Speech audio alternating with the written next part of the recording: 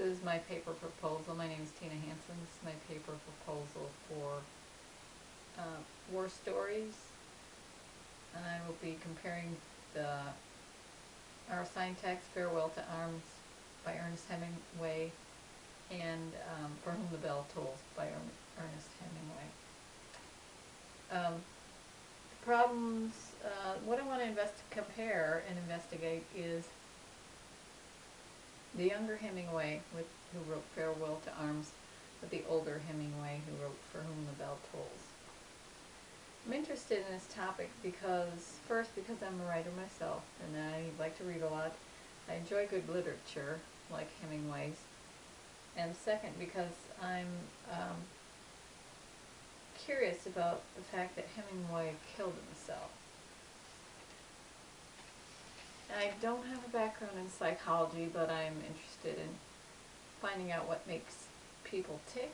I have relatives that have visited Hemingway's Key West home there, and I've seen photographs of it that show it, that said that they kept it exactly the way it was when he died. Now, if that's true, it shows a bed covered with stuff. No one could sit on it even. And there was a photograph of Hemingway standing, the bed covered, Hemingway standing at a typewriter on a bureau typing.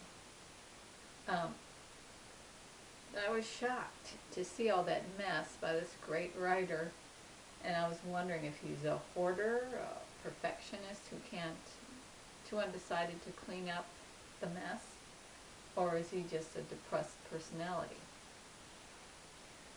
So, our reading in class is all about analyzing the writer's writing and story, and how they see the world. Hemingway is very personal in how he writes. You get inside the head of his characters, and you can see into their minds, and therefore also that into the mind of the writer. So the key question that I want to answer is, the thing I really want to know is, can you tell from Hemingway's later writing compared to his first, does it show that he is depressed enough to kill himself? I'm beginning to believe that it could show that.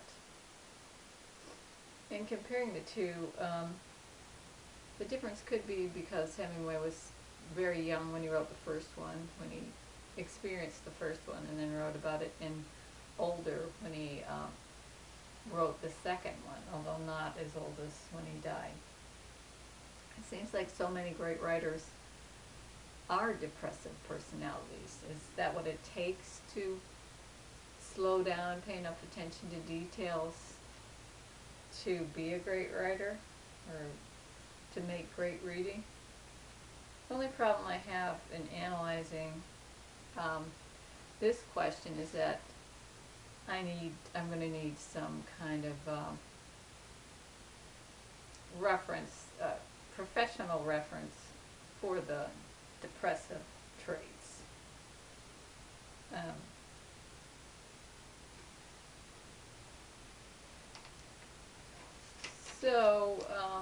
I'm going to use the Mayo Clinic list of depressive personality traits and suicidal tendencies. This should be good enough for a reference, if I would think would be good enough, Mayo Clinic, for a reference on what constitutes suicidal thoughts and how you can